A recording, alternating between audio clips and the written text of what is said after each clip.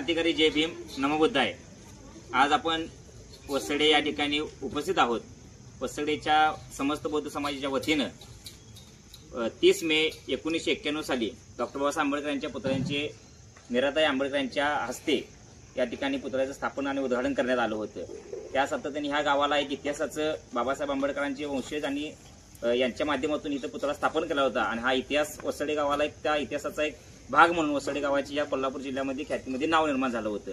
त्याच पद्धतीने वसडे गाव हा समाज म्हणून चांगल्या पद्धतीने गेले 34 वर्ष पुन्हा ही आपल्याला संधी मिळते का आणि या संधीच्या वाटेवरती आपल्याला पुन्हा एकदा बाबासाहेबांचं बाबासाहेबांचा वंशज वसड्यामध्ये आपल्याला कसं आणता येईल यासाठी सातत्याने वसडे बौद्ध समाज प्रयत्न करत होता आणि त्याला आज या ठिकाणी यश आलेलं आहे। येत्या 1 जानेवारी भीमा कोरेगावच्या विजयस्तंभाचं प्रतिकृती या वसडे गावाच्या वतीनं एक 25-35 फुटाची मोठी अशी भीमा कोरेगावची प्रतिकृती उभा करणार आहेत आणि त्याचं उद्घाटन डॉक्टर श्रद्धेय प्रकाश आंबेडकर यांचे चिरंजीव सुजाताताई आंबेडकर यांच्या हस्ते त्या प्रतिकृतीचं अभिवादन आणि समाजातील सर्वांच्या या वसडे गावातील बौद्ध ठिकाणी बाबासाहेबांना अभिवादन करण्याचा कार्यक्रम होणार आहे।